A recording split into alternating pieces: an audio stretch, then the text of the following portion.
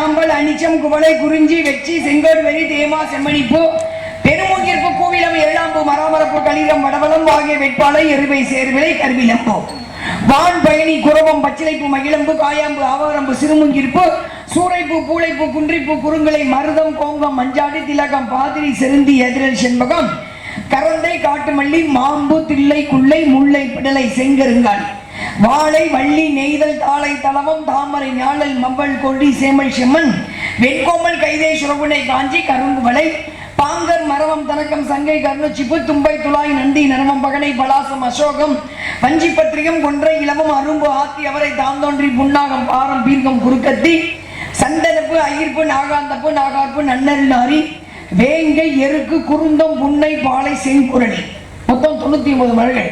இந்த மலர்களுக்கும் மக்களுக்கும் சம்பந்தம் உண்டு. இந்த மலர்களுக்கும் நாரதருக்கும் சம்பந்தம் உண்டு. இந்த மலர்களுக்கும் வள்ளிக்கும் சம்பந்தம் உண்டு. கபிலரால் கண்டுபிடித்த மலர்கள் குறிஞ்சி பாட்டிலே அந்த குறிஞ்சி நிலத்துக்கு சொந்தக்காரினா பூக்களத்துறை வரவேற்பு கொடுக்கிறோம். பூக்கள் இல்லாத காரணங்களால் பூக்களின் பெயர்களால் உங்களுக்கு வரவேற்பு சாமி வாங்க ஆசீர்வாதம் கூறுங்கள். நல்ல வரவேற்பு வாழ்த்துக்கள். நல்லா இருக்கணும், 100 வருஷம் நல்லா இருக்கணும். நான் சொன்ன தொடி வேண்டுமானாலும் உங்களுக்கு வேற மாதிரி தோணிருக்கலாம். ஆனால் நல்லா இருக்கணும் என்பது என் இதயத்திலும் அந்த வார்த்தை மட்டும்தான். நல்லா இருக்கணும், 100 வருஷம் நல்லா இருக்கணும். சிறப்பான வரவேற்பு. வரவேற்பை உங்களை வாழ்த்துவது என்பது என்னுடைய இடமே அல்லவா? இது அற்புதமான இந்த இடத்தில் இன்று நான் உங்களை சந்தித்ததில் பெருமை அடைகிறேன். நல்ல ஒரு வாழ்த்து பாட்டு. நாரதர் என்ன வாழ்த்து பாடுறாரோ அதுல இருந்து தான் பிரச்சனையை கொண்டு வருது. பூ போன்ற உன் புன்னகையில் உலகத்தை நான் கண்டேன். புன்னகையில் உலகத்தை கண்டவர்கள் இங்க உட்கார்ந்துருக்க தாய் குலங்கள் யசோதை அவங்கதான். கண்ணன் மகாபாரதத்துல மண்ணு திங்கிறாரு குழந்தையா இருக்கும்போது. மத்து கடைஞ்சிட்டு இருப்பாங்க, தயிர் கடைஞ்சிட்டு இருப்பாங்க. இந்த யாதவர்கள்லாம் நீங்களுமே மத்து தயிர் கடைவீங்க. நல்லா மண்பானையில பால் வச்சு நாட்டு பசு பால் வச்சு உரம் ஊற்றி அந்த தயிர் கடையிலே ஒரு அழகு. இப்போ அதுக்கு இடையில நான் பாக்கெட் தயிரா போச்சு சரிங்களா. அந்த தயிர் கடைஞ்சிக்கிட்டு இருப்பாங்க யசோதை. பிள்ளைங்கெல்லாம் ஒடியாருங்க மாமி கண்ணை மண்ணு தின்னு இருக்கான். கோவம் வந்துடுது யசோதைக்கு. சேட்டை பொண்ணு கண்ணை இங்கிட்டு போய் தயிர் இழுத்து விட்டுற, அங்கிட்டு போய் உரிய உடைச்சு விட்டுற, வெண்ணெயை திட்டுட்டீங்க. எப்ப பார்த்தாலும் யாராவது சொல்லிக்கிட்டே இருப்பாங்க. பார்க்குது மத்த எடுத்துட்டு போகுது யசோதை. மண்ணு தினியா சொல்லுடா, மண்ணு தினியா உம்முட்டு வாய்ச்சி சிரிக்குது. கள்ளச்சிரிப்பு. கண்ணை கிட்ட மட்டும்தான் கள்ளச்சிரிப்பு இருக்கும். யாருக்கிட்ட? கள்ளச்சிரிப்பு என்பது ஜெயமாதவன் மகாபாரத ஒரு சிரிப்பாரு. பார்த்தனை வாய தரடா அப்படிங்க, வாய தர பேசாம இருக்கிற கள்ளச்சிரிப்பு சிரிக்கிறேன் மொத்த வச்சு ஓங்கி அடிக்க போவ. கண்ணன் சிரித்து கொண்டே வாயை திறந்தார். உள்ள எல்லாம் தெரிஞ்சிருக்கு. அண்ட சராசரம் பிரபஞ்சம், சூரிய பகவான், சந்திர பகவான், பூமி, புதன் எல்லா கிரகங்களும் தெரிஞ்சு அண்ட சராசரமே தெரிஞ்சிருக்கு. பூமியும் தெரிஞ்சு பூமியில யசோதை மத்த வச்சு நிக்கிறது தெரிஞ்சான். அப்பதான் அந்த பூ போன்ற புன்னகை நான் உலகத்தை அண்ட சராசரத்தை கண்ணேன். கண்ணா உன்னை இந்த வயிற்றுல நான் சுமக்கலையேடா, வளர்க்கிற பாக்கியம் மட்டும்தானே எனக்கு கிடைச்சிச்சு. உன்னை வயிற்றுல சுமந்து பெக்கிற பாக்கியம் எனக்கு கிடைக்காம போயிச்சே கண்ணா என்று அன்று கண்ணனின் புன்னகை உலகத்தை அண்ட சராசரத்தை ரசித்தவள் யசோதை. இன்னைக்கு பூலோகத்துல பெண்கள் இருப்பாங்க, தாய்மார்கள். தூக்கி பிள்ளைய எடுத்து வச்சுக்கோங்க, குழந்தைய பெத்த மகன் எடுத்து வச்சுக்கோங்க. அவன் மனதை சிரிப்பிலே கவலையை மறப்பார்கள் மாதர்கள். கவலை மறந்துடும். 1000 பிரச்சனை வீட்டில் இருக்கட்டும். குல இனிது யாழ் இனிது என்பர் தன் மக்கள் சொல் கொள்ளாதவர் இருப்பார்கள். குழந்தை தத்தி பேசணும், அதை ரசிக்கணும். நேரம் இல்லை ரசிப்பதற்கு. குழந்தை ரசிக்க நேரம் இல்லை. பிள்ளை பேசுறது கேட்க நேரம் இல்லை. அவசரமா வாழ்றோம், அவசரமா சம்பாதிக்கிறோம். அவசரமான ஒரு வாழ்க்கை எதையும் ரசிப்பதில்லை. நிலவை ரசிப்பதில்லை, மரங்கள் இயற்கையை ரசிப்பதில்லை, மனைவி நடந்து போகும் அழகை ரசிப்பதில்லை. இப்ப ஆணின் கணவனின் அழகை ரசிக்க நேரம் இல்லை. அவசரம், வேலை, நேரம் இல்லை. பேசுறதுக்கு நேரம் இல்லை. அவசரமா சம்பாதிக்கிறோம், அவசரமா பணம் சேர்க்கிறோம், அவசரமா போய் ஆஸ்பத்திரியில் படுத்துக்கிறோம். முடிஞ்சு வச்சு அவ்வளவுதான். அப்ப அந்த குழந்தையை தூக்கி வச்சு கொஞ்சுவாங்க. குழந்தை அந்த பொக்க வகையில சிரிக்கும் போது கவலையை மறப்பாள் பெண்மகள். 1000 பிரச்சனை இருக்கும். புருஷங்களோட 1000 பிரச்சனை இருக்கும், மாமியார் கூட 1000 பிரச்சனை இருக்கும். ஆனா கவலையை மறப்பவர்கள் பெண்கள். அப்ப இந்த சிரிப்புக்கு ஒரு அழகு சமயம் சிரிப்புல வாழ்த்து சொல்லிங்க, சந்தோஷம். உங்களை இன்று சந்தித்தது என் கவலை மறக்குதா, இல்ல பிரச்சனை வருதா, 2 சந்திப்பு. ஒருவர் எதாவது சொல்லிட்டு பேசிக்க அவர் பேசுறீங்கன்னா நிறைய பேச்சை விரும்பியிருக்காங்க, கேட்டிருக்காங்க.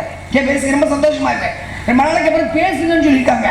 பாட்டா பாடுங்கன்னு சொல்லி பாட்டு நாடக புராண கதையை மறக்கிறதுக்கு பேசுங்கம்மா அப்படின்னு இருக்காங்க. 2 சந்திப்பு. ஒருவர் சந்தித்தால் பிரளயம் உருவாகும். ஒருவர் 2 பேர் சதி போட்டு பேசுன்னு ஒதுங்க, நீங்க பேசுங்க. ஏனே நாங்க பேசுறோம், நாங்க சம்பளம் ஏன் நீங்கள் பேசுங்க, கேளுங்க, உங்கள்கிட்ட தான் பேசுறோம். முடிச்சு உள்ள போயிடும். ஆமா, சந்தி 2 சந்திப்பு. ஆணவம் இருக்கக்கூடாது. எவ்வளவு படிச்சிருந்தாலும், எவ்வளவு அழகா இருந்தாலும், எவ்வளவு பணம் காசு இருந்தாலும் உலகத்தில் ஆணவம் இருக்கக்கூடாதுன்னு நிரூபிச்சவள் சரஸ்வதி. மகாகவி காளிதாஸ் போறாரு, காட்டுல நடந்து ஆடு மேய்க்கிற பிள்ளை ஆடு மேய்ச்சிக்கிட்டு இருக்கு. பார்த்தோம்னா கொஞ்சம் தண்ணி குடும்பம் ஆணவத்தோட போய் அந்த பிள்ளை பார்த்துச்சு, தண்ணி வேணுமா, ஆடு மேய்க்க தண்ணி வச்சிருக்கேன், வழி போக்குறவங்க தண்ணி கொடுப்போன்னு தெரியாதா, யார் நீங்கள்? உடனே பார்த்தார் மகாகவி காளிதாஸ். அவர் தான் பெரிய ஆளச்சே. நான் மகாகவி காளிதாஸ், பெரிய அரண்மனையில கவிஞர். பேரை கேட்டனா, என்ன வேலை செய்யுங்கன்னு கேட்டனா, யாரையா நீ? அப்பதான் பார்த்தாரு, ஆடு வைக்கிற பிள்ளை நினைச்சோம், பேச்சை வந்து மார்க்கமா இருக்கே அப்படின்ட்டு என்ன பண்ண, சரிமா கொஞ்சம் இந்த பிள்ளை இப்ப நம்ம சோதனை, நம்ம தான் மண்டக்கணமா இருக்கோம்ல, கொஞ்சம் விளையாடுவோம் அந்த பிள்ளை. என்ன பண்ண, சரிமா நான் ஒரு பயணின்னு வச்சுப்பே. சிரிச்ச அந்த பயணியா நீங்களா? பயணம் செய்து கொண்டே இருப்பவர்கள் சூரியனும் சந்திரன், நீங்கள் இல்ல ஐயா. சரிம்மா நான் ஒரு விருந்தினர் வச்சுக்கோ. விருந்தினர் நீங்க இல்ல, விருந்தினர் யார் தெரியுமா? இளமையும் பணமும். இளமை வரும் போயிடும், பணமும் வரும் போயிடும், ரெண்டுமே இருக்காது விருந்தினர் மாதிரி. அப்ப நீங்கள் விருந்தினர் கிடையாது. சரிம்மா நான் ஒரு பொறுமைசாலி வச்சுக்கோ. அப்பையும் சிரிச்சாங்க, பொறுமைசாலி நீங்களா? பொறுமைசாலி நீங்க கிடையாது. பொறுமைசாலி யார் தெரியுமா? பூமாதேவி மரணம். எவ்வளவு பிரச்சனை பண்ணு, தேங்க்யூப்பா, எவ்வளவு மரத்தை வெட்டு, வெட்ட தலையும். அப்ப பொறுமைசாலி என்பது பூமாதேவி மரணம், நீங்கள் அல்ல. சரிம்மா நான் ஒரு பிடிவாதக்காரன் வச்சுக்கேன். அப்ப என்ன சிரிச்சான், பிடிவாதக்காரரா நீங்களா? பிடிவாதக்காரர்கள் யார் தெரியுமா? நகமும் முடியும். நகம் பிடிவாதமா வளரும், ஏய் வளராத அப்படின்னா கேட்குமா? கேட்காது. பிடிவாதமா வளரும். முடி கொட்டாதன்னா கேட்குமா? பிடிவாதமா கொட்டும். அப்படியே சீவச்சமா கொட்டிக்கிட்டே இருப்பான். அவன் பிடிவாதமாக இருப்பது நகமும் முடியும், நீங்க இல்ல. சரிம்மா நான் ஒரு முட்டாள் வச்சுக்கோ. அப்பவே என்ன சிரிச்சா, முட்டாளா நீங்களா? போங்க ஐயா. முட்டாள் யார் தெரியுமா? சரியாக நாட்டை ஆள தெரியாத மன்னனும் அந்த மன்னனுக்கு ஜால்ரா போடுற மந்திரியும் தான் முட்டாளை தவிர நீங்கள் இல்ல. காலில் விழுந்துட்டார், விழுந்தா கிடையா. அங்க சரஸ்வதி, அது ஆடு வைக்கிற பிள்ளைல சரஸ்வதி. சரஸ்வதி தோன்றி மகாகவி காளிதாஸ், மகாகவி காளிதாஸ் நீ மிகப்பெரிய அறிவாளியா இருக்கலாம், நமக்கு எதுக்கு இருக்கவங்க நம்மளோட அறிவாளி நினைச்சா மட்டும் தான் வாழ்க்கையில ஜெயிக்க முடியும். பக்கத்தில் இருக்கிற திறமசாலி நினைச்சாலும் அடுத்த இடத்துக்கு போக முடியும். நான் மட்டுமே திறமசாலி, நான் மட்டுமே அறிவாளி நினைச்சா வாழ்க்கையில் எதுவுமே ஜெயிக்க முடியாது அப்படின்னு சொல்லி அன்று மகாகவி காளிதாஸ் அருளிவள் சரஸ்வதி. அந்த சரஸ்வதிக்கே வில்லிங்கி என்ற வீணையாக பரிசாகப்படுத்தவர் தாங்கள். இருக்கிறதே ராஜ வாத்தியம் எதுனா அது வீணை தான். இருக்கிறதே சிரமமான வாத்தியம் எதுனா வீணை. அந்த வீணையவே தாங்கள் தாய்க்கு நீங்க வந்து பரிசாக கொடுத்த சரஸ்வதிக்கு. அப்படிப்பட்ட நாள் இந்த இடத்துல சந்திச்சுக்கீங்க. நம்ம சந்திப்பு எப்படி இருக்குங்கிறத மக்கள் தீர்மானம் பண்ணிட்டு வாங்க பேசுங்க. கூத்தாடி குளத்தை கண்டு அரங்கும் நாய் ஆடி கொண்டாடியதாம். கரங்கள் நீட்டி பேசுற கையரை கண்டு சிறங்கலாட்டி மெச்சினால் அது அறிவிலார் செய்யும். இந்த உலகத்திலேயே ஆபத்தான செயல் என்ன அப்படின்னா, ஒருவன் தவறான ஒரு கருத்தை பதிவு வைக்கின்ற பொழுது அதை வேடிக்கை பார்க்கறது மட்டும்தானே. ஆனா அப்படியான சந்திப்பு இங்கு நிகழாது அப்படின்னு நான் நம்புறேன். என்ன காரணம் அப்படின்னா, நம்ம இறைவனை பணிந்து இறைவனுக்காக நாம் பேசுறதோட இறைவனை பணிந்த பக்தர்களின் சிறப்பை பேசுவதுதான் இந்த உலகத்தில் அதிகப்படியான சிறப்பை கொடுக்குமா. ஏன்னா இறைவனை பணிந்து இறைவனுக்காகவே வாழ்ந்து பெருமை சேர்த்தவர் எத்தனை பேர். ஆரம்ப காலத்தோட நீங்க வர்றதுக்கு நான் சந்திக்கிற முன்னாடியே சிவனை பணிந்த நாயன்மார்களை பத்தி அருமையா பேசுறீங்க. அது சமய குறவர்கள் திருஞான சம்பந்த பெருமானை பத்தி ரொம்ப அற்புதமா பேசிட்டு இருந்தீங்க. காரணம் என்ன அப்படின்னா, அன்னைக்கு அம்பாளே ஞானப்பால் கொடுத்த ஒரு பெருமை கொண்டவர் திருஞான சம்பந்த பெருமான். மொத்தம் 4 பேர் அதுல சமய குறவர்கள். ஒன்று அப்பர் என்று சொல்லக்கூடிய திருநாவுக்கரசர், மற்றொருவர் சுந்தரர், அடுத்தவர் மாணிக்கவாசகர், அதற்கு அடுத்து திருஞான சம்பந்த பெருமான். அவரை பத்தி பேசிட்டீங்க. இப்ப எல்லாரும் இந்த 4 பேருடைய உருவத்தை நீ பார்த்திருக்கியாமா? ஆலயங்களுக்கு போறோம், போய் சுப ஆலயங்கள் போகும்பொழுது 60 நாயன்மாரை வரிசையா வச்சிருப்பாங்க. அதற்கு இடையிலேயே நாயன்மார் உருவத்தை வச்சிருப்பாங்க. அதுல இந்த 63 நாயன்மார்களையும் பார்த்திருப்பீங்க. இந்த 4 பேர் உருவத்தை பார்த்திருக்கீங்களா? அதுல மத்த எல்லாருமே அடியவர்களா இருப்பாரு. மாணிக்கவாசகர் நெத்தியில கொட்டை போட்டிருப்பாரு, திருஞான சம்பந்தர் கழுத்துல கட்டப்பட்டு கொட்டை போட்டிருப்பாரு, திருநாவுக்கரசர் அப்படித்தான். ஆனா சுந்தரர் அப்படி கிடையாதுங்க. சுந்தரரை வட்டி இப்பவே ராஜ கோலத்துல இருப்பாரு, ரொம்ப அழகா இருப்பாங்க. ஆமா, ஏன் அப்படி இருக்கணும்? ஒரு இறைவனை பணிந்து இறைவனுக்காக வாழ்ந்து இறைவனுக்காக பெருமை சேர்க்கக்கூடிய ஒரு பக்தராக விளங்கக்கூடிய அவர் எதற்காக அவ்வளவு அழகா இருக்குன்னா, அவர் சிவனுடைய பக்தர் என்பதை தாண்டி அவர் சிவனுடைய அவதாரம். நீங்க சொன்ன மாதிரி தோளுடைய சிவன் ஆரம்பிச்ச பொழுது அவன் கண்களுக்கு சிவபெருமான் எப்படி காட்சி தந்தாரோ அதைத்தான் அவர் வர்ணிக்கிறார். சிவனுக்கு எப்பவுமே ஒரு தாழ்வு மனப்பான்மை உண்டு. என்ன தாழ்வு மனப்பான்மை? பகாம பாட்டாவே சீவி சிங்காரிச்சு அலங்காரம் பண்ணிட்டு இருக்காரு, பிரம்மனை பார்த்தா அவர் சீவ சிங்காரிச்சு அலங்காரம் பண்ணி பட்டு பீதாமரத்தோடு இருக்காரு.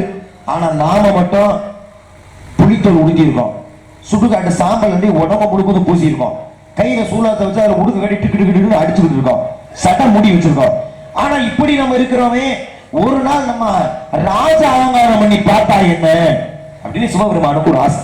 என்ன பண்ணாரு, நேரா போறாரு, கையிலே வழியில யாருக்கும் தெரியாம ஒரு தனி இடத்துல தன்னை ராஜ அலங்காரத்துல தன்னை அழகுபடுத்திக் கொண்டார். அழகுபடுத்தி தன்னை பிம்பத்தை பார்க்கிறாரு. அவருக்கே தன் மீது ஆசை வந்ததா, ஆகா இவ்வளவு அழகாக இருக்கிறானே, சுந்தராவான்னு அழைக்கிறார். ஏன்னா அது அவர் உருவத்தை, அவருக்குள்ள இருப்ப சுந்தரம்னு அழகுன்னு பேரு. அவருக்குள்ள இருக்கக்கூடிய சுந்தராவான்னு அழைத்த உடனே வெளியில வந்தாராம் சுந்தரர். பாதம் பணிந்து தங்களுக்கு என்ன சேவை என்ன, நீங்க எனக்கு சேவையாளா இருப்பா. சிவன் சொல்லியாச்சு, சேவையாளாக இருக்கின்றார் சுந்தரர். ஆனா அதே கையில 2 பெண்களை பார்த்து ஆசை கொண்டார். இப்ப சாபம் இடுகிறார், நீ எப்படி இந்த கையிலே மலையில் இருந்து கொண்டு 2 பெண்கள் மீது ஆசை கொண்டாயோ, நீ பூலோகத்தில் பிறந்து அந்த 2 பெண்களையும் மனம் முடிப்பு, அதன் பிறகு நீ மேலோகத்துக்கு வாப்பா என்று சொன்னதால் சுந்தரர் பூலோகத்திலே பிறந்தார். பரவை நாச்சியாரையும் சங்கிலி நாச்சியாரையும் மனம் முடித்தார். அதன் பிறகு மேலோகத்து வந்தார். அப்ப சிவன் தன்னை பார்த்து தான் ஆசை கொண்ட அந்த உருவத்தோடு வந்ததாலவே அந்த உருவம் எப்பவுமே சுந்தரமூர்த்தி நாயனாகட்டும் ராஜ கோலத்தில் இருப்பார். இது அவருடைய சிறப்பு. ஒரு மாணிக்க வாசகர் ஒருத்தர் இருந்தார். எல்லாரும் இறைவனை வணங்கி, எப்பா எனக்கு இதை கொடுப்பா, எனக்கு இதை தாப்பா அப்படின்னு வரம் வாங்குவோம். ஆனா மாணிக்க வாசகர் மட்டும் இறைவனையே வாழ்த்துகின்றார். எப்படி, நமசிவாயம் வாழ்க, நாதந்தாள் வாழ்க, இமைப்பொழுது நெண்ணெஞ்சி நீங்காத தாழ் வாழ்க, கோகலியாண்ட குருமணிகள் தாழ் வாழ்க, ஆகம வாயின்ற அன்னிப்பான் தாழ் வாழ்க, ஏகன் அநேகன் இறைவனை வாழ்க வாழ்க வாழ்கன்னு இறைவனை வாழ்த்திய பெருமை யாரு கொண்டுனா அது மாணிக்காசு. அதாவது இன்னைக்கு நீங்க ஆவணியார்கள் போனீங்கன்னா, ஏன்னா அது அவர் கட்டின கோயில்ல மன்னன் குதிரை வாங்க சொன்ன காசுல அவர் ஆலயம் வச்சார். அதற்கு காரணம் உண்டு. ஏன்னா அந்த மன்னன் செய்த முற்பிறவியின் தன்மத்தை அவனுக்கு திரும்ப கொடுக்கிறதுக்காக அவன் கொடுத்த காசுல கோயில் கட்டினார். இன்னைக்கு ஆவணியார்கள் போனீங்கன்னா இங்க நடக்கிற திருவிழால இப்பவும் மூலவர் சிவன் இருந்தா உற்சவத்தில் சிவனை தான் வச்சு கும்பிடுவாங்க. ஆனா ஆவணியார்கள் மட்டும் ஒரு தனிப்பெரு மனிதனாக இருந்து இந்த ஆலயத்தை அமைத்ததால இன்னைக்கும் ஆவணியார்கள் திருவிழால உற்சவத்துல மாணிக்க வாசகரை சிவனுக்கு நிகராக அந்தஸ்தை பெற்றதால் அவரை வச்சு வணங்கிட்டு இருக்கோம். அப்ப சிவனுக்கு நிகரான அந்தஸ்தை பெற்ற காரணத்தாலதான் 63 நாயன்மார்கள் மாணிக்க வாசகர் இருக்க மாட்டார். ஆனா சமயக்குறவர்ல மாணிக்க வாசகர் இருப்பார். இதே தன்மை அருமையா நீங்க பேச சொன்னீங்க, அருமையா வரலாற்றை அருமையா சொன்னீங்க. சில பேர் வரலாறு திருத்தி சொல்லுவாங்க, ஆனா திருத்தி இல்லாமல் வரலாற்றை மிகச்சரியாக சொன்னீங்க. முத்துரையுடைய ஆட்சிக்காரன் எதற்கு இடைப்பட்ட காலகட்டத்தில் இன்னொரு ஆண்டு ஆட்சி செய்து காலத்தை அருமையா சொன்னீங்க. அப்படி வரலாறை பார்க்கும் பொழுது அந்த வரலாற்றுல இன்னொரு சிறப்பான ஒரு ஆலயம் இருக்கு. இந்த ஆலயம்னா தங்கை கொண்ட சோழவரம் ஒரு ஆலயம். நிறைய பேருக்கு சந்தேகம், எப்படி இந்த பேர் வச்சுக்கலாம் அவரு, ஒரு தமிழ் மண்ணே தான் கட்டின கோயிலுக்கு இன்னைக்கு இவ்வளவு தமிழ்நாடு இவ்வளவு செழிப்பமா இருக்கு. எப்ப அப்ப 1000 வருஷம் முன்னாடி அப்ப செழிப்பமா இருக்கிற காரணம் யாரு, அன்னை காவிரி தாய். ஒரு மண்ணே தன்னுடைய தான் கட்டின கோயிலுக்கு பெருமை கொடுக்கிறதா என்ன பேர் வச்சிருக்கணும், காவிரி கொண்ட சோழவரம் அப்படிதான் வச்சிருக்கணும். இப்ப கங்கை தமிழ்நாட்டில் ஓடுது, அது வடநாட்டு ஓடி இருக்கு. அப்போ தமிழ் மண்ணே தமிழ்நாட்டு வளமாக பார்க்கக்கூடிய ஆத்துக்கு பெருமை கொடுக்காம ஏண்டா வடநாட்டில் ஓடுற கங்கையை கொண்டாந்து பேர் வச்சாரு கங்கை கொண்டு சோழ அப்படின்னு நிறைய பேருக்கு சர்ச்சை, கோபம், தாபம் எல்லாம் வந்துருச்சு. ஆனா என்ன காரணம், வரலாற்றை படிக்கின்ற பொழுதுல நமக்கு ஆக பெரும் மகிழ்ச்சியும் பெருமையும் உண்டாகும். அப்படி என்ன பெருமை, ஏன்னா ஒரு ஆலயம் கட்டி பண்ணவன் நம்ம முத்துமாரிக்க முடியும் சொன்னது ஆலயத்தை கட்டிடும். ஆலயத்தை கட்டி கும்பாபிஷேகம் பண்ணி அந்த புடி நீர மக்கள் மேல தெளிச்சா தானே இந்த கோயில் கட்டுறவங்களுக்கு பண்ணியா, கும்பாபிஷேகத்தை பார்க்க வந்தவங்களுக்கு பண்ணியா. அதே போல இவர் என்ன நினைச்சாரு, ஆலயம் கட்டிட்டார். ஆலயம் கட்டி அந்த ஆலயத்தை கும்பாபிஷேகம் செய்வதற்காக ஒவ்வொரு நதியா தேடி போறார். போய் அங்க இருக்கக்கூடிய நதிகள் இருந்து கொஞ்சம் தண்ணியை சேகரிச்சு வர்றார். இறுதியாக வடநாட்டுக்கு போறாரு. கங்கை ஆண்ட மண்ணை பிருத்திவிராஜன் பேரு அந்த மண்ணை போய் கேட்கிறார், ஐயா இது மாதிரி ஒரு ஆலயம் கட்டியிருக்கேன், கட்டிய ஆலயம் கும்பாபிஷேகம் பண்றதுக்கு தண்ணீர் வேண்டும், ஒரு ஒரு ஒரு சிறிய அளவுல தண்ணி கொடுங்க அப்படி கேட்கிறார். ஆனா அவனுக்கு இந்த உங்களுக்கு என்ன பண்ற, என்னது தண்ணியா, இங்க நான் வந்து யாருக்கிட்ட தண்ணி கேட்கறீங்க, எப்ப 1000 வருஷத்துக்கு முன்னாடியே அப்ப ஆரம்பிச்சு இப்ப வரைக்கும் அதை மாத்தறைய.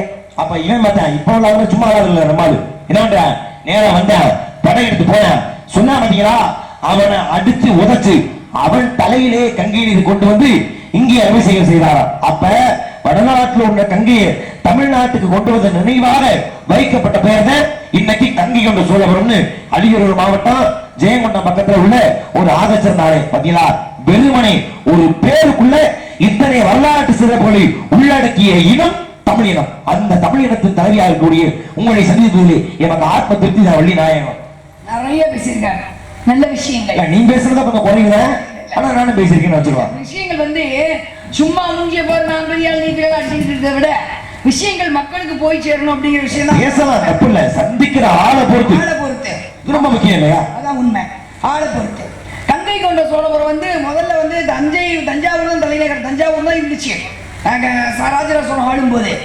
விவசாயம் பாதிக்க போர்க்களம் வந்தோன்னா விவசாயம் பாதிக்க ஆரம்பிச்சுன்னா அவ்வளவு படைகள் இங்க இருந்து கங்கைக்கு போய் அவன் என்ன நினைச்சதுன்னா கங்கையில தண்ணி கரை புரண்டு ஓடுது, இதை மீறி வந்தா நம்மளை ஜெயிச்சு அவங்க வந்து நம்ம ஜெயிக்க போறாங்க ஆளுவோம் அந்த மன்னனுக்கு. கரை புரண்டு கங்கை இப்ப தண்ணி கம்மி, அப்ப கரை புரண்டு ஓடும் கங்கை. அந்த கரை புரண்டு ஓடுற கங்கையிலேயே இங்க இருந்து வீரர்களை கூட்டிட்டு போய் எங்க இருந்து கங்கை கொண்டு சோழபுரம் தஞ்சாவூர் விவசாயம் பாதிக்க கூட. ஏன்னா போர் அடிக்கடி வரும். அப்ப போர் மன்னர் வீரர்கள் வந்து ஒன்று சேரும் போது விவசாய நிலம் பாதிக்கப்பட்டது. விவசாய நிலம் பாதிக்க கூடாதுங்கிறக்காக கங்கை கொண்ட சோழபுரத்துல கோயிலை கட்டி அங்கே மாத்தினார். யாரு? நம்ம ராஜேந்திர சோழன். ராஜராஜ சோழன் ஆட்சிக்கு பிறகு அந்த ராஜேந்திர சோழன் தஞ்சாவூர்ல அங்கே மாத்தியாச்சு. அப்ப அங்கிருந்து போய் இங்கிருந்து மக்கள் இங்கிருந்து வீரர்களை கூட்டிட்டு போய் அந்த கரை புரண்டு ஓடின கங்கையில போய் கங்கையை கடந்து பரிசல்ல போய் கடந்து அங்க போய் ஜெயிச்சு. அதாவது நம்ம ஊர்ல எவ்வளவு சண்டை போட்டுக்கலாம், ஆனா வெளியூர்ல என்ன இருக்குன்னு நமக்கு தெரியாது. ஆனா அங்கேயே போய் ஜெயிச்சுட்டு வந்தாங்க பாருங்க மன்னர்கள். அது ஒரு மிக வீரமிக்க செயல். இதை விட என்னன்னா அப்பாவை மீறிடக்கூடாது. அந்த அப்பாவோட அந்த கோயில் பெரிய பெரிய பேர் வாங்கி கூடாது, அந்த முன்னாடி வாங்கி கட்டப்படாம இருக்கும். அது ஒரு விஷயம். அடுத்து வந்து நால்வரை பத்தி பேசுறீங்க, தொற்றா நாலு பத்தி பேசுனீங்க. மாணிக்க வாசகர் கடவுளுக்காக தங்களை அர்ப்பணித்தவர்கள் இவங்கெல்லாம். இவங்க 1000 கோடி பணம் சேர்த்து வச்சுக்கல, சந்ததி சேர்த்து வச்சுக்கல, அடுத்த பதவி சந்ததி கொடுக்க தயாரா இல்ல. தெய்வத்துக்காக தன்னை அர்ப்பணித்தவர்கள் அந்த 4 பேர். மாணிக்க வாசகர் சொன்னீங்க, என்ன ஒரு சிவன் சிவன் சிவன் தான். 990 1000 புலவர்கள் எங்க? உத்தரகோச மங்கை தான் முதல் கோவில், சிவன் கோவில். 4 யுகத்தை சேர்ந்த கோவில். ராவணனுக்கும் மண்டோதரிக்கும் திருமணம் முடிஞ்ச இடம் அந்த இடம் தான். அங்க யாரு? மாணிக்க வாசகரோட 1000 புலவர்கள் இருக்காங்க. பார்த்தா வேதங்களை கொடுத்துருக்காரு சிவபெருமான். சிவபெருமான் வாழ்ந்தவருங்க, வேதங்களை கொடுத்துருக்காரு. மண்டோதரி தவம் இருக்க ஆரம்பிச்சிட்டாங்க. ஏன்னா எங்க யார் தவம் இருக்காரு கிளம்பிடுவார் சிவன். ஏன்னா அவ்வளவு அந்த பக்திக்கு முக்கியத்துவம் கொடுப்பாங்க. போயிட்டாரு எல்லாம் புலவரை கொடுத்தா இந்த வேதத்தை ஓலைச்சுவெல்லாம் வச்சிருங்க. மண்டோதரி தவம் இருக்கா, நான் போய் மண்டோதரி பாட்டு தான் கிளம்புறாரு. மண்டோதரி போனா மண்டோதரி குழந்தைய வந்து வடிவம்படி தவழ்ந்து போக ராவணன் அந்த பிள்ளையை தான் தொட்டிருக்காரு. இங்க வந்து உத்தரகோசம் அங்கே குளம் தீ பிடிச்சி எரிஞ்சிருக்கு. 991 புலவர் உள்ள வந்து சாம்பலாயிட்டாங்க. சிவனுக்கு ஏதாவது ஆகுமா? ஆயாச்சு. இவர் மாணிக்க வாசகர் உயிரை கையை வச்சுருக்கா இல்ல, இந்த ஏற்ற பத்திரமா வச்சுக்க சொன்னாரு. நம்ம வர்ற வரைக்கும் வச்சுக்கோ பத்திரமா வச்சுக்கொண்டு 991 புலவர்கள் சாம்பலான சகசிரமா சாம்பலான உத்தரகோசம் அங்கே அந்த மாணிக்க வாசகர் பாடியதான் நீங்க சொன்னீங்கல்ல அழகான. எப்ப பாரு சிவனாச்சு வணங்குவாங்க. ஈசனடி போற்றி எந்த அடி போற்றி தேவனடி போற்றி சிவன் சேவடி போற்றி நேயத்தை வென்ற நிமரருள் போற்றி மாய பிறப்பருக்கும் மன்னவா போற்றி. சிவனை தவிர வேற எதுவும் வேணாம். நீங்க தான் உங்களுக்கு தெரியுமே, நல்லா கண்ணப்படுக்கையை அருள் கொடுத்தவர் தானே. இது வந்து மாணிக்க வாசகர். அடுத்து ராமனே சிவன் ஏதோ இசைக்கு மயங்கிறதா சிவன் ரொம்ப பிடிக்கும் இருக்கு. நீங்க பாட்டு பாடிட்டே இருங்களே சிவன் வந்து நமக்கு வந்து கிடைக்கும். நமக்கு சில சிம்டம்ஸ்லாம் தெரியும் நமக்கு. அது யாரு? ராவணன் இசை மேதை. அவரும் எல்லாரும் சும்மா பாடுவாங்க, ராவணன் அப்படி கிடையாது. வீணை கொடியோனவர், வீணை பிரியன். தன்னுடைய நரம்பை எடுத்து சிவனை வந்து பாடுவார். சிவன் வந்து அப்படியே கைலாய மலையை அசைஞ்சிச்சு. அவர் பாடியது அடர்ந்த காடு போலவே ஜடைமுடியை கொண்டவன் சுழன்று ஓடு நாகம் தன்னை தலையிலே முடித்தவன் டம டம டமவென உடுக்கை சத்தம் கேட்டிட தாண்டவத்தை ஆடிடும் சிவனருளை புரியுமா ஓம் சிவம். இது வந்து அப்படியே மலையை அசைஞ்சு பெரிய பாட்டு, மிகப்பெரிய பாட்டு. சும்மா 2 விதம் பாட்டீங்க. இது வந்து இப்ப இசை பிரியர்கள், இசைக்கு மயங்காதவங்க யாரும் கிடையாது. ஆனா எல்லாருக்கும் பாட்டுக்குன்னா நாரதர் தான். ராவணன் மிகச்சிறந்த பாடகர், ஆனா அவருக்கு அந்த பட்டம் கிடைக்கல. தும்புரு பாடுவாரு. எல்லா இசை பாட்டுக்கு மட்டும் நாரதர் பாட்டு வந்து நாரதர் தான். ஏன்னா வந்து அதே மாதிரி வள்ளி கூட ஒரு பாட்டு போட்டுருக்காரு. என்ன இசையை பத்தி பேசுறதுனால அந்த இசையை தொட்டே பேசுறேன். இந்த 4 பேரும் இசைக்காகவே வாழ்ந்தவர்கள். அது மாதிரி யாருக்கு வள்ளிக்கு ஒருத்தர் பாட்டு போட்டுருக்காரு. எல்லாம் கேட்டாங்களா, ஏப்பா எல்லா பாட்டும் பாடினா மக்கள் கேட்பாங்க, கர்நாடிக் பாட்டு போட்டா கேட்பாங்களா, கர்நாடிக்ல இருந்து கேட்பாங்களா? அப்பதான் பார்த்தாரு அண்ணாமலை ரெட்டியார் அப்படிங்கிறவரு வள்ளிக்காக ஒரு பாட்டு போடுறாரு. வள்ளிக்காக நான் பாடினா ஏன் பாமர மக்கள் கேட்குற மாதிரி அதை வந்து அவர் பாடிய பாட்டு வள்ளிக்காக. யாரு அண்ணாமலை ரெட்டியார் பாடின பாட்டு. பாப்பா மக மகரி சா சா சா சரி க மகரி சரி ரி சாணி சாரி க பமகரி சா சா சா ரிக மாம ரிக மாம பத பாமகரி க சா சா சா ரிக மாம ரிக மாம பத பாமகரி க சா சா சா பாப்பா மக மகரி ரிக சா சா சா சரி க மகரி சரி ரி சாணி சாரி க பமகரி சா சா சா. இது வந்து வள்ளிக்காக ராமலியா அண்ணாமலை ரெட்டியார் போடுறது. இல்ல எனக்கு என்ன சந்தேகம்னா, நீங்க ஆரம்பத்துல இருக்கிறதால இடையில போய் மாறிட்டீங்களாமா?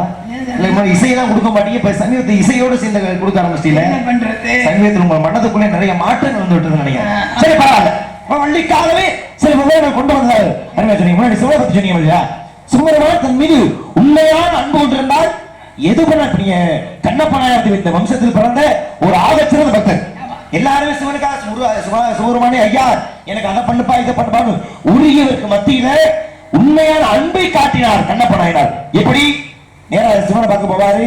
சிவன் மீது விழுந்த அந்த இலைகளை தூசிகளை வந்து தன் காலில் போட்டு பாதையை வச்சு அப்படி அடிச்சு எடுப்பார். வேற யாராச்சும் இதை பண்ணிருந்தா சிவன் சும்மா விட்டுருப்பாரா? நெட்டிகளை தொலைச்சு எரிச்சிருப்பாரு. அமைதியா இருந்தார். அதுல வாயில போய் தண்ணியை கொப்பிடிச்சு வாயில் கொண்டு வந்து அந்த லிங்கத்தை உமிழ்ந்து அந்த லிங்கத்தை கழுவுவாரா? இதை வேற யாச்சும் பண்ணியிருந்தா சிவன் சும்மா விட்டுருப்பாரா?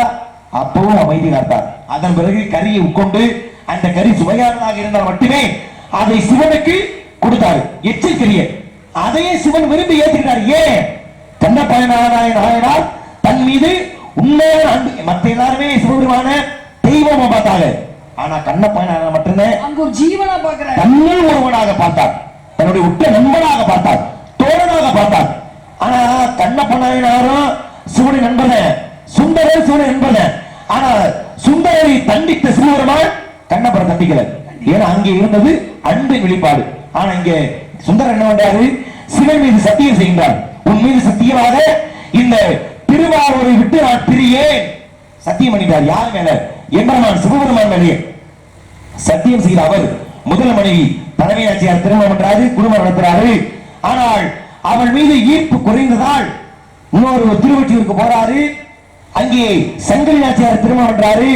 அப்ப வாக்கு கொடுக்கிறார், இந்த ஊரை விட்டு வெளியே காவலுக்கு வச்சேன்னா என் கண்ணை கூடாக்கிறேன்னு சத்தியம் பண்ணி கொடுக்கிறார். ஆனா சத்தியம் பண்ணி கொடுத்த இவருக்கு ஒரு எண்ணம். என்ன? ஆனா சிவன் தானே, நம்ம நண்பன் தானே, இவர் நம்மளே கண்டிச்சிட்டு போறாரு, அவர் கிடக்கிறார் அப்படின்ற ஆணவம் மேலோங்கி இருந்தது. யாருக்கு? சுந்தரருக்கு. அப்ப அந்த ஆணவத்தின் காரணமாக செய்த சத்தியத்தை மீது திருவாரூரை விட்டு காலத்தை வச்சாரா இல்லையா? சிவன் பார்த்தா, ஏண்டா சத்தியமும் செஞ்சிருக்க, சொன்ன வார்த்தையை நீ மீறிக்கிறியா என்று கோபப்பட்ட அவர் சுந்தருடைய தன் பார்வை பறித்தார். இங்க 2 விஷயம் இருக்கு. நண்பராக ஏற்றுக்கொண்ட 2 பேர்ல சுந்தரர் ஒருத்தர், கண்ணப்பர் ஒருத்தர்.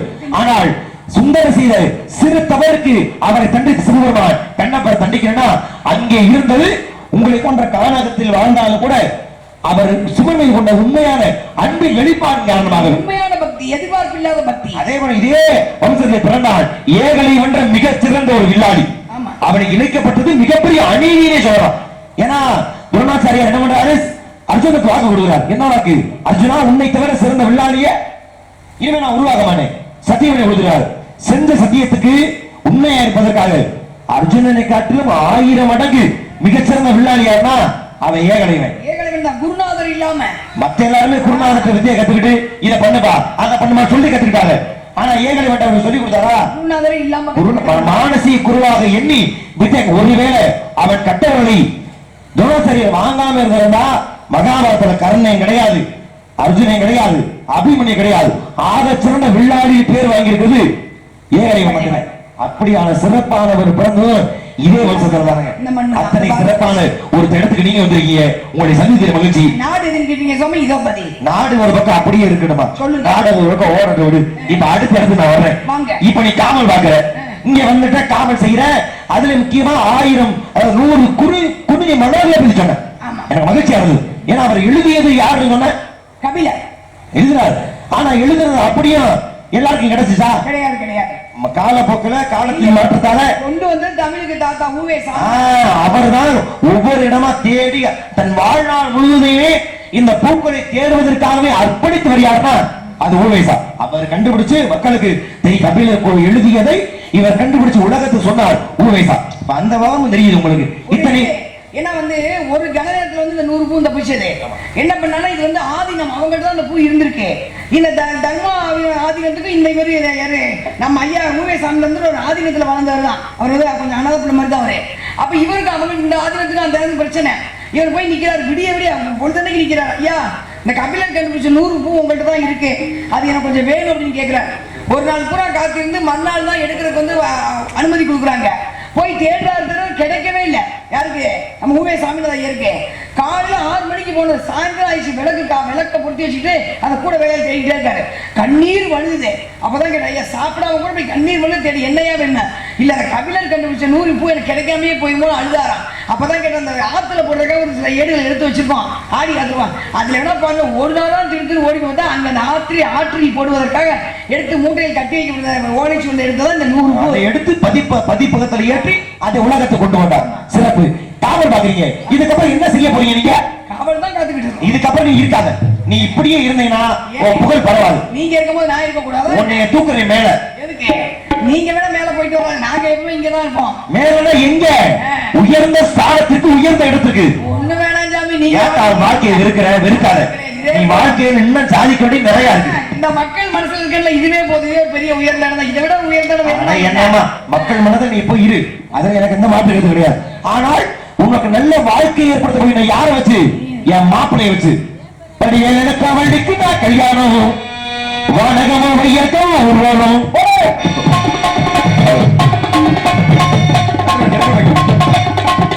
எனக்கு அவளுக்கு நான் கல்யாணம் வானகமும் வையத்தும் உருவம் கண்டனத்தான் கொண்டாட்டணும்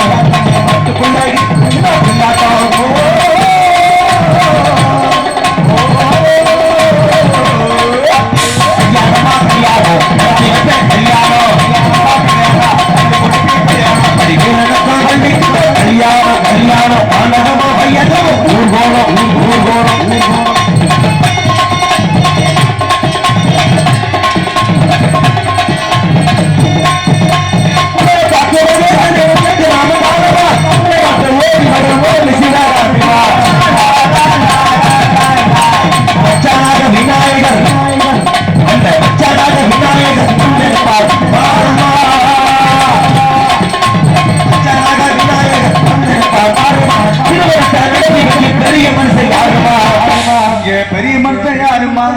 காரக்குடி செய்ய வாங்க வேண்டாம்.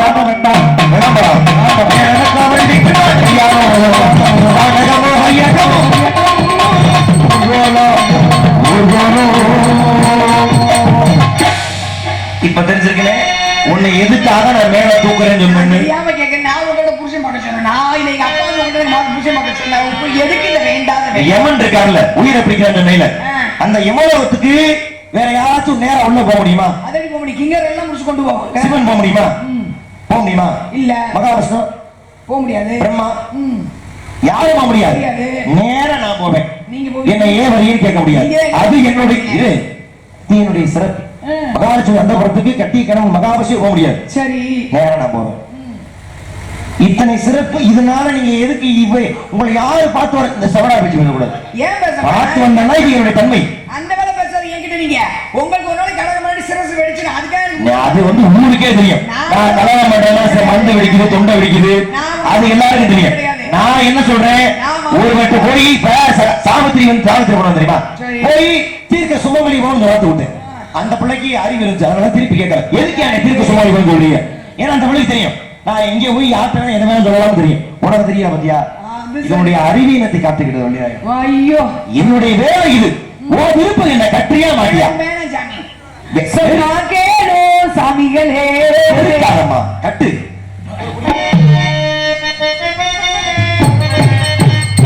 சொன்னா கேளு சாமிகளே. கண்களில தேவையில்ல நாள் பாதி வந்தவரே நல்ல பிள்ளை அவனும் இல்ல. சொல்லத்தில் கல்யாணம் பண்ணு, வெற்றி வந்தீங்க. சொல்லாமல் நீங்க இங்க வந்தீங்க. என்னாச்சு என்னாச்சு? வேலை வெட்டி ஓடும் என்னாச்சு? என்னாச்சு? என்னாச்சு?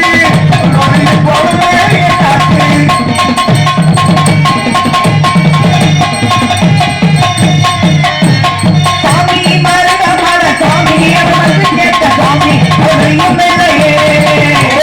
சாமி செய்த சாமி மூடி அவரையும் இல்லையே.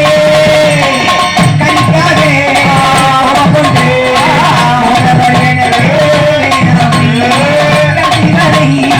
கை கொடுக்கும் நல்லவர் இருந்தா சொல்லு சாமி. சாமி சாமி சாமி இது நம்பவாழும் பூமி. வள்ளி சொன்னா கேட்டுக்கணும், வந்த வழியே போயிடணும். வள்ளி சொன்னா வழியே போயிடணும். முருகனை பத்தி இவ்வளவு சிறப்பா சொல்ற, இவ்வளவு அருமை பெருமை தெரிஞ்சு வச்சிருக்க, இதெல்லாம் செய்யற, ஆனா உங்களை கட்ட விட மாட்டேன். ஆமா, ஏமா கட்டுமா? முருகனை பிடிக்கும், ஆனா புருஷனா பிடிக்காது, கடவுளா பிடிக்கும். புருஷனா பிடிக்காது. ஏமா ஆண்டாள் கூட இப்படித்தான் ஆரம்பத்துல கடவுளா நினைச்சா, ஆனா திரும்ப அவனே கட்டிக்கிட்டால, அது மாதிரி நீ கடவுள் நினைக்கிற, கட்டிக்க முடியாது. மாட்டேன், முடியாது, முடியாது, கட்ட முடியாது, முடியாது. கட்டி காட்டுறேன். பார்க்கலாம். அல்ல பகல் மீது அவசகிரி விடுத்து, அல்ல பகல் மீது அவசகிரி விடுத்து, அவனை யோசனை இருப்பதில் மடுத்து சொல்லுவாரு கிழவா. கூட்டி கொடு கூட்டியா? கோத்திரத்தை கொடையா. கொட்டை போட போறதுக்கு கோட்டை போடணும். ஓடமர் ஒழியது உமக்கே நகரையோ உழைவது நல்லதோ. அன்பில்லார் கண்பை கூட்டி, அறிவில்லாதற்கு அறிவை கூட்டி. நடிப்பை இப்பதான் புழிய ஆரம்பிச்சிருக்கேன். ஆமா. இத்தனை சிறப்பு கொடுத்து என்னை பார்த்தா கேட்கின்றாய், அறிவில்லாம சிறுமியே. திருட்டு நாரத முடியே. மாலை சூரிய அஸ்தமனத்துக்குள்ளாக உனக்கும் என் மாப்பிள்ளை என்ற ஆறுமுக பெருமானுக்கும் திருமணம் செய்து வைக்காவிட்டால் என்னுடைய நாரதனம் அல்ல, பிரம்ம முடிச்சவல்ல. உனக்கும் ஒருவனுக்கும் திருமணம் பண்ணி காட்டுறேன். வருகின்றி முருகன் கல்யாணம் பண்ணி முனிய பெண் பேரை மாத்திக்கிறீங்களா? இல்ல இல்ல, முனிய பண்ண வேற மாதிரியா? அப்படி ஊர்ல கட்டாம இருந்தா நீ அப்புறம் எங்க இருக்க? இப்ப திருச்சிக்கு போற அப்புறம் பொடிவிட நடந்துதான் போனோம். கட்டளைனா வருகின்றி திருமணம் செய்து காட்டிக்கிட்டே நாராயணா நாராயணா நாராயணா நாராயணா எந்திரி எழுப்பி உட்கார